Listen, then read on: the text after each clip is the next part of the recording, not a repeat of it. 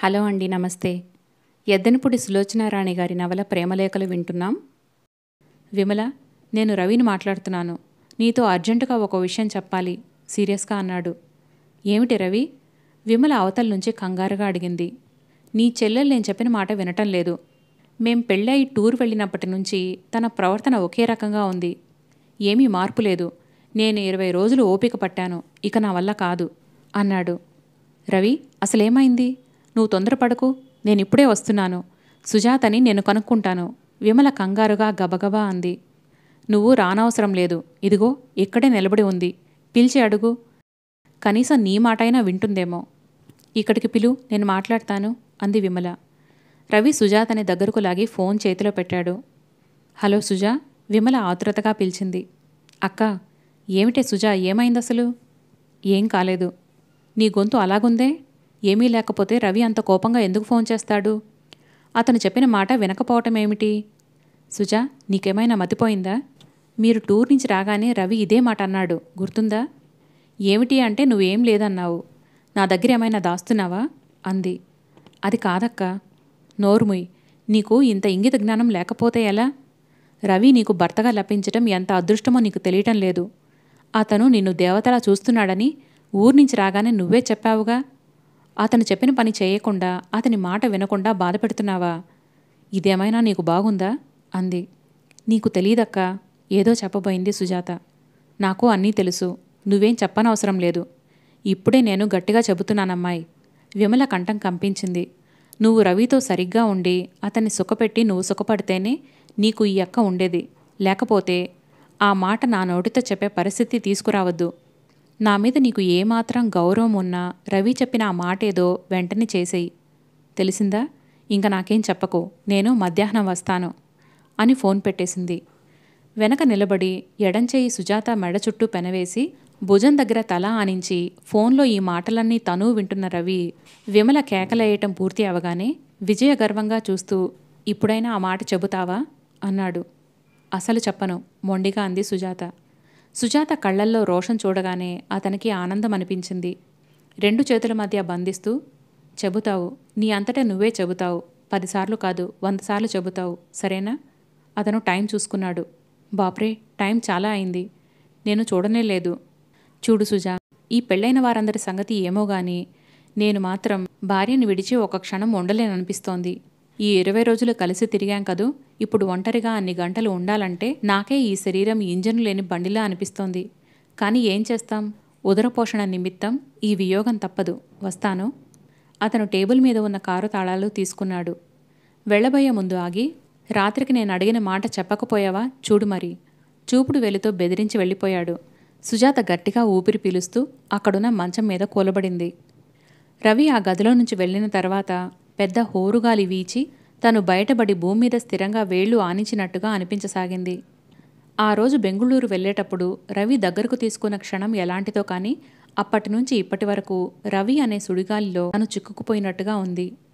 ఆ ఊళ్ళో తిరగటం, ఆ ప్రయాణం, పరుగులు, అతని మాటలు, కవ్వింపులు, లాలింపులు, ఏడిపించటం, వాటి అన్నిటితో తన ఉనికే మర్చిపోయినట్టయింది.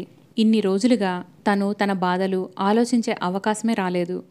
తన మనసుకి కలిగిన గాయం రవి ప్రేమాభిమానాలతో కాస్త తగ్గినట్టుగా అయ్యింది.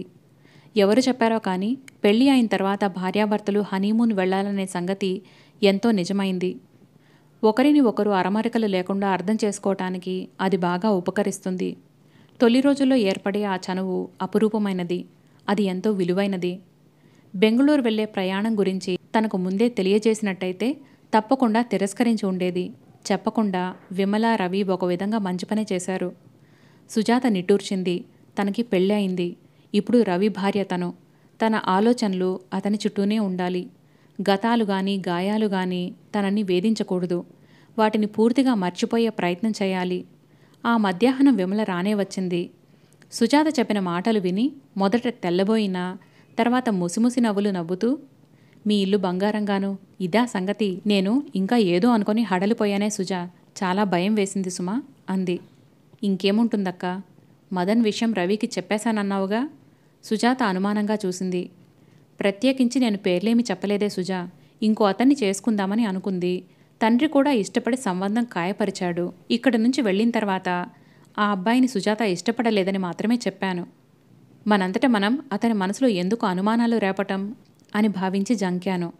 నేనదంతా చెబితే మీరింత సంతోషంగా గడిపేవారా చెప్పు అంది. సుజాత నిజమేనన్నట్టుగా తల ఊపింది. అబ్బా, ఏమిటి శాపం? కొత్తగా పెళ్ళైన వాళ్ళం, పట్టుమని 4 రోజులు కూడా కలిసి ఉండకుండా ఈ క్యాంప్ ఒకటి వచ్చి పడింది నా ప్రాణానికి. వచ్చే నెలలోనే ప్రమోషన్, లేకపోతే సెలవు పెట్టేసేవాడినే అని సూట్ కేస్ సర్ది ప్రయాణానికి సిద్ధమవుతూ అన్నాడు రవి. 10 రోజులేగా అంది సుజాత. 10 రోజులేగా అతను వెక్కిరించాడు. నాకు 10 యుగాలుగా ఉన్నాయి. నీకే ఇక్కడ విమల పిల్లలతో కులాసాగా కబుర్లు చెబుతూ కాలక్షేపం చేస్తావు. నేనక్కడ ఒంటరిగా గడపాలి అంటూ జేబులో నుంచి అడ్రస్ రాసిన కవర్లు ఒక 10 తీసి సుజాత చేతిలో పెట్టాడు. ఇవిగో 10 ఉన్నాయి. రోజుకి ఒకటి రాసి పోస్టు చేయాలి తెలుసా? ఒక్కరోజు పోస్టు చేయకపోయినా నీతో మాట్లాడను నేను. మాట అంటే ఎంత ఖచ్చితంగా అమలు పరుస్తానో విమల నడుగు చెబుతుంది అన్నాడు. సుజాత కవర్లను చూడగానే పెదవి నవ్వులుతూ నిలబడింది. ముఖం పాలిపోయినట్లయింది. రవి పిలవలేక పిలిచింది. షర్ట్ వేసుకుంటున్న అతను మంత్రముగ్ధుడిలా ఇటు తిరిగాడు. సుజాత అతనితో ఏదో చెప్పాలని ప్రయత్నిస్తోంది, కానీ చెప్పలేకపోతోంది. అతను దగ్గరకు వచ్చాడు. ఏది ఇంకోసారి పిలు. ఏమని? ఇప్పుడేగా పేరు పెట్టి పిలిచావు, అప్పుడే మర్చిపోయావా? నువ్వు పేరు పెట్టి పిలిస్తే ఎంత బాగుందో తెలుసా? మునుపటి సుజాతలా ఉన్నావు. ఏమిటి, ఎందుకు పిలిచావు? నేను ఉత్తరాలు రాయలేను, నాకు రాదు అంది. ప్రయత్నం చెయ్యి, నేను రాస్తానుగా. అది చదివి నీకెలా అనిపిస్తే అలా సమాధానం రాయి. అతను హఠాత్తుగా సుజాత తలని గుండెలకు అదుముకున్నాడు. అక్కడికి నిన్ను కూడా తీసుకువెళ్లాలని ఎంత ప్రయత్నించానో నీకు తెలుసుగా. వీలు కాలేదు. తప్పనిసరిగా ఒకడనే వెళుతున్నాను. నీ దగ్గర్నుంచి ఉత్తరం కూడా రాకపోతే నాకస్సలు తోచదు. పిచ్చెక్కినట్లుగా ఉంటుంది. ఉత్తరం రాయటం రాదని ఊరుకోకు, ఏదో ఒకటి రాసి పోస్ట్ చేయి, తెలిసిందా అన్నాడు. సుజాత తల ఊపింది. అక్కడ్నుంచి నీకేం తీసుకురాను? అక్కడ ఏం దొరుకుతాయి అడిగింది. అదంతా అడవి, వాళ్ళంతా కోయేవాళ్ళు, ఏదీ దొరకదు. అయినా వాటిల్లో అపురూపమైనది చూసి వెతికి మరీ పట్టుకువస్తాను, సరేనా? నేను ఊరు వెళుతున్నాను. మళ్ళీ 10 రోజుల వరకు మనం ఒకరినొకరు చూసుకోము. ఇప్పుడైనా కనీసం నేను అడిగే మాట చెబుతావా అన్నాడు. సుజాత అతని వైపే చూస్తోంది. అబద్ధమైనా సరే చెప్పాలి. రవి లాలనగా చూస్తూ ఆత్మీయంగా సుజాత పెదవుల మీద చూపుడు వేలు ఆనించాడు. నీకు చెప్పాలనిపించినప్పుడే చెప్పు. ఉత్తరంలో రాయాలనిపిస్తేనే రాయి. విమలతో కలిసి సినిమాలు చూడు. నేను ఇచ్చిన డబ్బుతో చీరలు కొనుక్కో. నన్ను మాత్రం మర్చిపోకు. అతను మళ్ళీ షర్టు వేసుకోసాగాడు. రవి ఊరు వెళ్ళిపోయాడు. సుజాతని విమల దగ్గర దింపి వెళ్ళాడు. పిల్లల మధ్య పడుకున్న సుజాతకి సరిగ్గా నిద్రపట్టలేదు. అర్ధరాత్రి వేళ ఎప్పుడో నిద్రపట్టింది. ఆ నిద్రలో మదన్ సాక్షాత్కరించాడు. అర్ధరాత్రి, అంతా అడవి. తను రవి కోసం వెతుకుతోంది. మదన్ ఎదురయ్యాడు. అతని కళ్ళు క్రూరంగా ఉన్నాయి. సుజాత భయపడి వెనక్కు తిరిగి పరిగెత్తుతోంది. తను పరిగెత్తడంలో రాయి తగిలి బోర్లా పడింది. అంతా రక్తం, ఒంటి నిండా, చేతుల్నిండా. సుజాత భయంతో అరుస్తూ లేచి కూర్చుంది.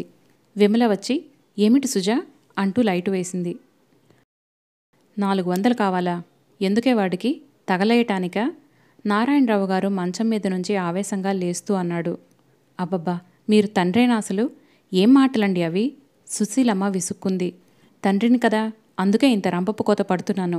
పీటల వరకు వచ్చిన పెళ్లి బెడిసిపోయింది. అయినా వాడికి సిగ్గులేదు. స్నేహితుల్ని వెంటేసుకొని క్లబ్ల చుట్టూ తిరుగుతూ పార్టీలంటూ తిరుగుతున్నాడు. ఇంకొకళ్ళైతే ఈ పాటికి ఉరేసుకొని చచ్చేవాళ్ళు. అసలు వాడికి పెళ్లి వద్దు మొర్రో అని నేను మొత్తుకుంటూనే ఉన్నాను. నువ్వు విన్నావా? వాడికి ఇష్టమైన పిల్లని చేస్తే పోతుంది అంటూ పట్టుపట్టావు. ఇప్పుడు చూడు, ఆ పిల్ల ప్రాణం తీసిన వాళ్ళమయ్యాం. మన పరువు గంగలోనూ కలుపుకున్నాం అన్నాడాయన ఆవేశంగా. ఆ పిల్ల పెళ్లి వద్దని పారిపోతే వీడేం చేశాడండి? సుశీలమ్మ కష్టంగా అంది. ఒక చెంప ఈ పెళ్లి ఆగిపోయినందుకు కొడుకు పరువు నలుగురిలో అల్లరిపాలైంది. దానికి తోడు ఈయన కోపం ఒకటి. అందున కొడుకుని వెంటేసుకురావటంతో ఆయనకి ఇంకా మండింది. పారిపోక ఏం చేస్తుంది? వీడికి పెళ్ళామయ్యే కంటే పారిపోవటం నయం అనుకునుంటుంది. పరుగుగల పిల్ల కాబట్టి ఆ పని చేసింది. ఈ మాటలు వింటున్న మదన్ విసుగ్గా చూశాడు. అమ్మా, పరువో అంటున్నారుగా, నేను కూడా ఆత్మహత్య చేసుకుంటాను. పోయిన పరువు తిరిగి వస్తుందేమో అడుగు అన్నాడు. ఏడ్చావు. నీకు ప్రాణం తీసుకునే ధైర్యం కూడా ఉందా? తండ్రి అన్నాడు. అసలు డబ్బిస్తారో లేదో అడగవే అమ్మా అన్నాడు మదన్. నా కంఠంలో ప్రాణం ఉండగా కానీ ఇవ్వను అన్నాడు ఖచ్చితంగా. సరే అమ్మా, నేను నా మార్గం చూసుకుంటాను. నువ్వు నా గురించి ఏమీ ఏడవకు. మదన్ విసురుగా వెళ్ళిపోయాడు. ఒక్కగానొక్క పిల్లాడు, ఈ డబ్బంతా వాడి కాక ఇంకెవరికండి? సుశీలమ్మ నిలదీసింది. కొరివి ఒకటి చాలే జీవితం తగలెట్టుకోవటానికి. ఏనాడో నేను చేసుకున్న పాపమిది బాధపడుతూ అన్నారు నారాయణరావు గారు. అంత మాటలు ఎందుకంటారు? వాడికేవో అప్పులున్నాయట. లేకపోతే ఎందుకు అడుగుతాడు? సుశీలమ్మ కళ్ళనీళ్లు పెట్టుకుంది. ఛా నోర్మొయ్, వాడిని వెనకేసుకొని రావటానికి నీకు సిగ్గెలా లేకపోయిందసలు? మొన్ననేగా అప్పులన్నీ తీర్చింది. ఇంతలోనే మళ్ళీ అన్ని అప్పులు ఎక్కడున్నాయి? ఏ ఫ్రెండ్స్ను వెంటేసుకొని జులాయిగా తిరిగి రావటానికి ఈ నాటకం. వాడు అడిగినప్పుడల్లా ఇస్తుంటే మనం బ్రతికి ఉండగానే చిప్పలు పుచ్చుకోవాలి అన్నాడాయన కఠినంగా. అయ్యో వెళ్ళిపోతున్నాడండి, పిలవండి గాబరాగా అంది ఆవిడ. వెళితే వెళ్ళని, వాడి బెదిరింపులకి ఎవరు లొంగుతారు? వాడే తిరిగొస్తాడు ఖచ్చితంగా అన్నారాయన. వాడి కోసం కాకపోతే మీ ఈ సంపాదన ఎందుకట? ఆవిడ రాగం తీసింది. చచ, వాడికి బుద్ధి రావటం, నీకు తెలివి రావటం ఈ జన్మకి నేను చూడను అన్నారాయన. మీరెప్పుడూ ఇంతే. ఊళ్ళో వాళ్ళందరినీ నెత్తినేసుకొని కన్న బిడ్డని కసురుకుంటారు. అందుకేగా నేను మీతో తగాదా పడేది నిష్ఠూరంగా అందావిడ. నన్ను మాట్లాడించకు, అవతలికి వెళ్ళు అన్నారాయన. వెళతాన్లేండి, వాడితో పాటు నేను కూడా పోతే మీరు హాయిగా ఉందురుగాని. సుశీలమ్మ సాధింపుగా చూసి వెళ్ళిపోయింది. నారాయణరావు గారి మనసు అసలే చిరాకుగా ఉంది. దానికి తోడు ఈ గొడవ జరగటంతో ఆయనకి ఇంకా విసుగు పుట్టింది. ఒక పక్క పెళ్లి ఆగిపోయి నలుగురిలో తలెత్తుకోలేక అవమానం, దానికంటే ఆ సుజాత ఏమైందోననే దిగులు, వాటితో ఆయన కృంగిపోసాగాడు. 2 రోజులు గడిచినాయి. తండ్రితో ఘర్షణ పడి వెళ్లిన మదన్ మళ్లీ కంటికి కనిపించలేదు. ఇంటికి రాలేదు. ఇదేమిటండి, అబ్బాయి ఇంటికి రానేలేదు అంది భార్య. ఏ స్నేహితుడితోనో ఎటో వెళ్ళి ఉంటాడు అన్నారాయన. 3వ రోజున నారాయణరావు గారికి ఆత్మీయుడైన రంగారావు గారు ఫోన్ చేశాడు. మదన్ ఇంట్లో ఏదైనా ఘర్షణ పడి వెళ్ళాడా అని అడిగాడు. లేదు. ఏ, ఎందుకు అన్నాడు నారాయణరావు గారు. నాకు ఒక ఉత్తరం వచ్చింది, నేనిప్పుడే వస్తున్నాను. ఉత్తరంలో ఉన్న సంగతులు ఫోన్లో చెప్పేవి కావు అన్నాడు రంగారావు. 10 నిమిషాల తర్వాత ఆయన వచ్చాడు. మదన్ ఆయనకి రాసిన ఆ ఉత్తరం ఎంతో హృదయ విదారకంగా ఉంది. పెళ్లి చెడిపోయినందుకు తను చాలా బాధపడుతున్నానని, అప్పులు వాళ్ల బెడద ఎక్కువై తండ్రిని డబ్బు అడిగితే ఒక కానీ కూడా ఇవ్వటానికి సమ్మతించకపోవటంతో తనకి బ్రతుకు మీద విరక్తి పుట్టిందని రాశాడు. అందరిలో అన్ని విధాలుగా నవ్వులు పాలయ్యే కంటే ఆత్మహత్యే ఉత్తమం అని నిర్ణయించుకున్నానని, ఈ విషయం మెల్లగా తల్లికి తెలియజేసి ఆవిడికి ధైర్యం చెప్పమని కోరాడు. ఈ జీవితంలో తను కోరే ఆఖరి కోరిక తల్లి తనని గురించి బెంగపెట్టుకోవద్దని, ఉన్న ఊళ్ళో ఈ పని జరిగితే తల్లిదండ్రులకి అప్రతిష్ట వస్తుంది కాబట్టి దూరంగా వెళ్ళిపోయి తనెవరూ తెలియని చోట చనిపోతానని, ఈ ఉత్తరం అందేసరికి తను ఈ లోకంలో ఉండనని రాశాడు. రంగారావు గారు డగ్గుత్తికతో ఆ ఉత్తరం చదివి వినిపిస్తుంటే సుశీలమ్మ బోరున ఏడవసాగింది. భర్త వైపు తిరిగి అపర కాళిలా చూస్తూ, ఇప్పుడైనా మీ కళ్ళు చల్లబడినాయా? ఇంక నిశ్చింతగా ఉండండి, మీ డబ్బు జాగ్రత్తగా దాచుకోండి అంది. రంగారావు అతి కష్టం మీద ఆవిడని శాంతపరిచి స్నేహితుడికి చివాట్లు వేశాడు. అయినా అదేం పనిరా, పిల్లవాడు కాస్త ఖర్చు మనిషే అనుకో, మరీ అంత మొండిగా డబ్బు ఇవ్వనని ఎందుకన్నావు? కన్న ప్రాణం కంటే డబ్బు ముఖ్యమటరా? ఇప్పుడు చూడు ఏమైందో. ఆ ఉత్తరం చూడగానే నారాయణరావు గారు కూడా నిరుత్తరుడయ్యారు. మదన్ ఇంత పని చేస్తాడని ఆయన అనుకోలేదు. అసలే పెళ్లి ఆగిపోయిందని వాడు బాధపడుతున్న ఈ సమయంలో నువ్వు డబ్బు ఇవ్వనన్నటం నీది పొరపాటే సుమా అంటూ రంగారావు మందలించాడు. నీకు తెలియదురా రంగా, నా బాధ ఏమిటో మీకెవరికీ తెలీదు. వాడు ఇంత పని చేస్తాడని నేను అనుకోలేదు అంటుండగానే ఆయన కళ్ళ నిండా గిర్రున నీళ్లు తిరిగాయి. డియర్ సుజా, నీ ఉత్తరం ఇప్పుడే అందింది. నీ దస్తూరితో ఉన్న ఆ కవరు చూడగానే మనసు సంతోషంతో ఎంత ఊరకలు వేసిందో. కవరు చించి లోపల కాగితం చూడగానే అంత నీరు కారిపోయాను. అది ఒక ఉత్తరమా? భర్తకి, అందులో ఏరి కోరి తండ్రిని కూడా ఎదిరించి కావాలని చేసుకున్న భర్తకి పెళ్లి అయిన కొత్తల్లో రాసే ఉత్తరం ఇలా ఉంటుందా? నేను క్షేమం, మీ క్షేమం తెలియజేయండి. విమలా పిల్లలు క్షేమం. ఈ క్షేమ సమాచారాలు ఎవరికి కావాలట? నువ్వు ఎన్ని సినిమాలు చూస్తే ఎవరికి సంబరమట? నీ భావనా బలంతో నా చిటికెన వేలు పట్టుకొని గగనపు అంచులకి తీసుకువెళ్తావని అనుకున్నాను. నన్ను త్వరగా వచ్చేయమని ఊదర పెడతావని ఆశించాను. అవన్నీ నా ఆలోచనలుగానే మిగిలిపోయినాయి. అయితే మనం కూడా ఈ ప్రపంచంలో ఉన్న వేలాది లక్షలాది భార్యాభర్తల్లో ఒక మామూలు భార్యాభర్తలమన్నమాట. మన ప్రత్యేకత ఏదీ లేదన్నట్టేగా. ఇంకెప్పుడు ఇలా చెయ్యకు, నాకు చాలా కోపం వస్తుంది. సుజా, పని పూర్తి చేసుకుని కాస్త ఊరికే ఉంటే చాలు, కళ్ళెదుట ముగ్ధ మనోహరంగా కాటుక కళ్ళతో ఉన్న నీ ముఖమే కనిపిస్తుంది. నన్ను ఏడిపించటానికా అన్నట్టు ఇక్కడ వెన్నెల ఎంతో అందంగా ఉంది. ఈ అడవిలో, ఈ నిశ్శబ్దంలో నువ్వు పక్కన ఉంటే చాలా అద్భుతంగా ఉండేది. ఈ గెస్ట్ హౌస్ కిటికీలో నుంచి చూస్తుంటే బయట ఆవరణలోనే గుల్మొహర్ చెట్టు ఒకటుంది.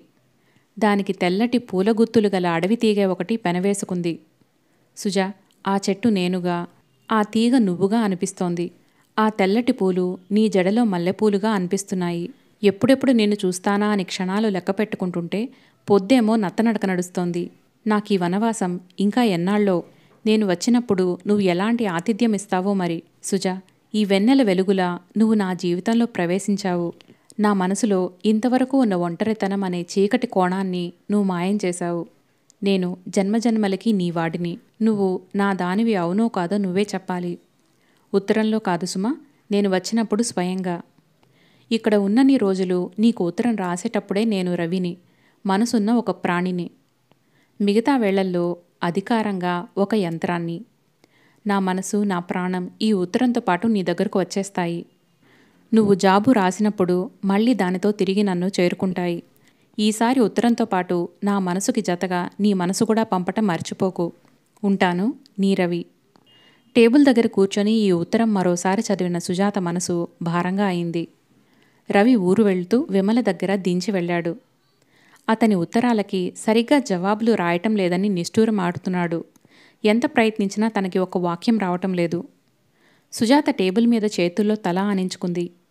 ఇదే ఇల్లు, ఇదే టేబుల్, పడవ ఆకారంలో ఉన్న ఇదే టేబుల్ లైట్. మదన్కి తను ఎలా ఉత్తరాలు రాసిందప్పుడు? ఇప్పుడు ప్రేమ అనే పదాన్ని హత్య చేయటం కళ్ళారా చూసిన మనిషిలా ఉంది. అతి మామూలు మనిషిగా జీవితం గడపటానికి సిద్ధమైంది తను. రవి ఉత్తరాలు చూస్తుంటే సుజాతకి భయం వేయసాగింది. కొద్ది రోజులు జాగ్రత్త పడితే అతనిలో ఈ ఉద్రేకం చల్లారుతుందేమో. తనకి చేతనైనంత వరకు అతని నిరాశపరచకూడదు. సుజాత దృఢంగా నిశ్చయించుకుంది. రవి క్యాంపు నుంచి తిరిగి వచ్చాడు.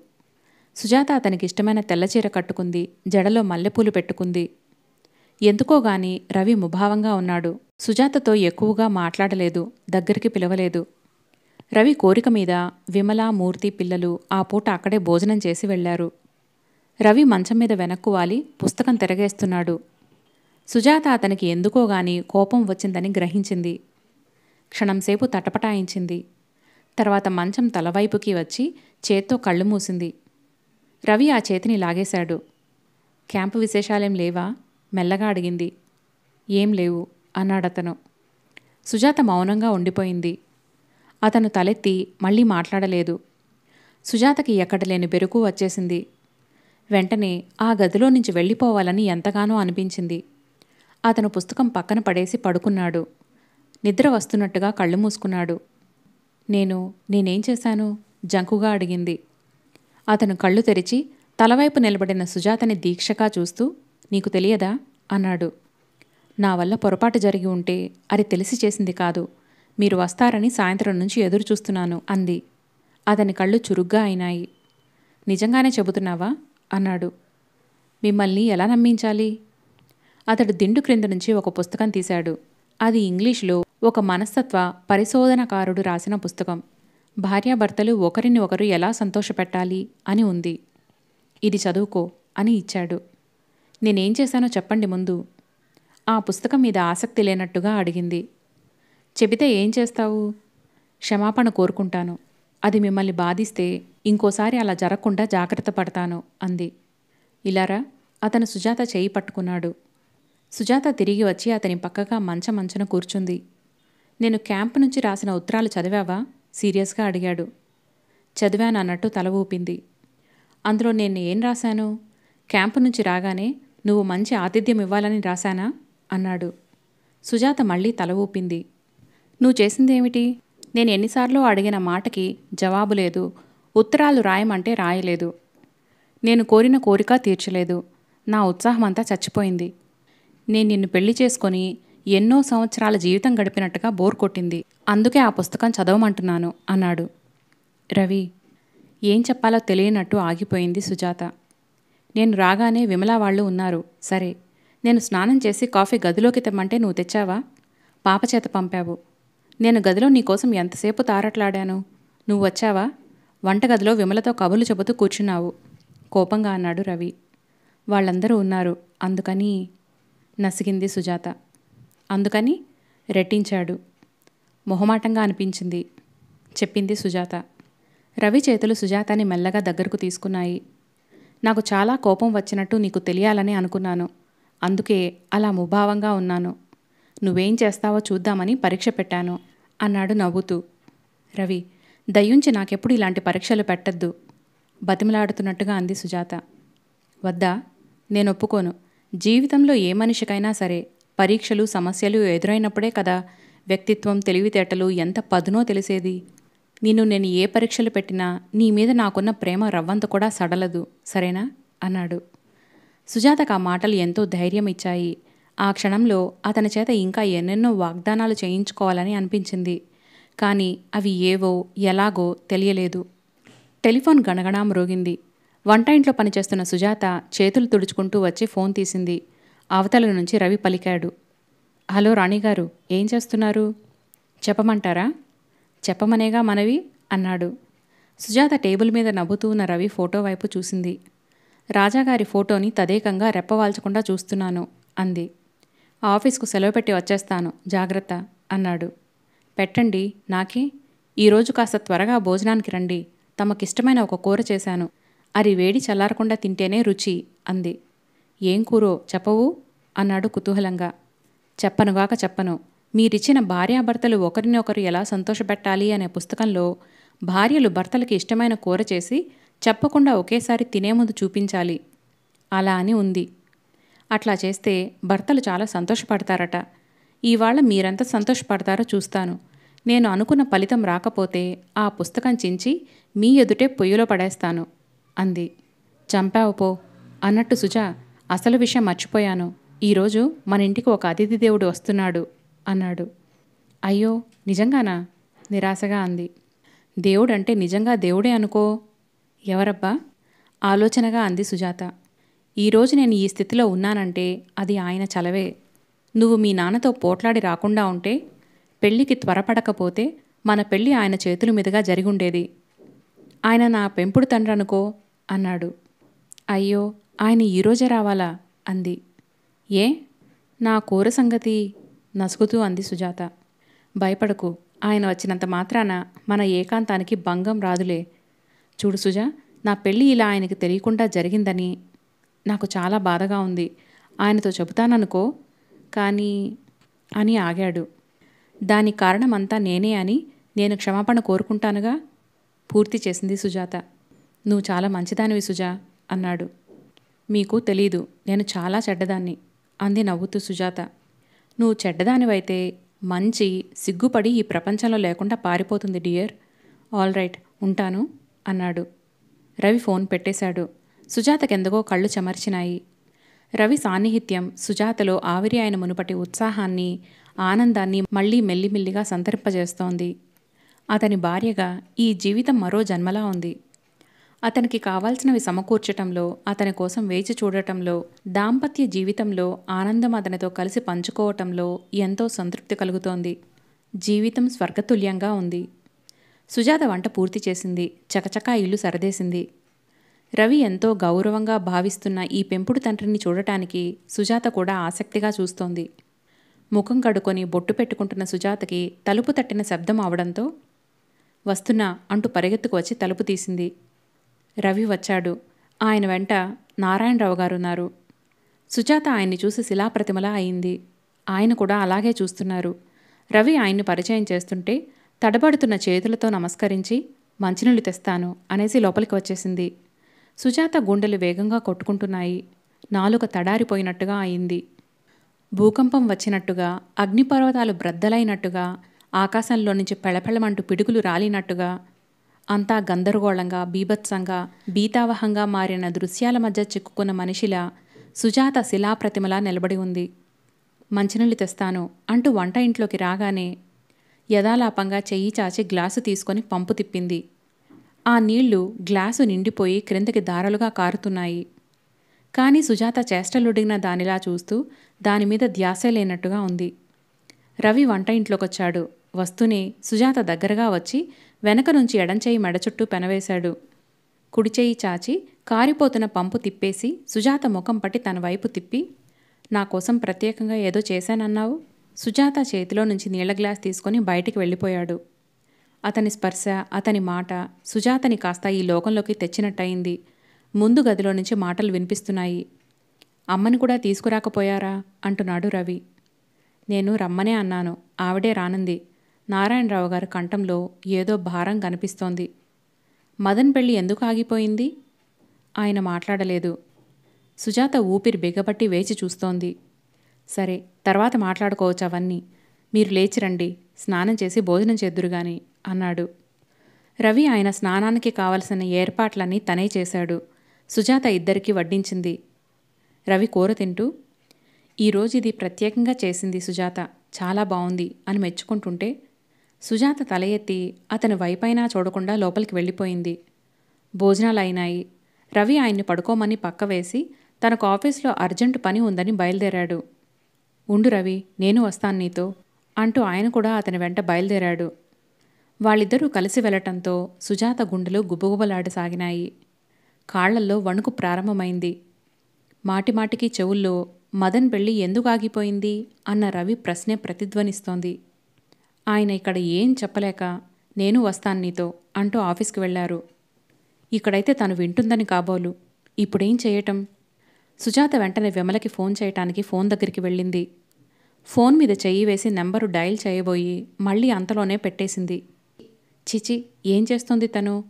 పిరికి పందల అక్క కొంగుచాటుకి దాక్కోటానికి ప్రయత్నిస్తోంది. ఫోన్ చేస్తే విమల వస్తుంది, రవితో తన తరపున వాదిస్తుంది.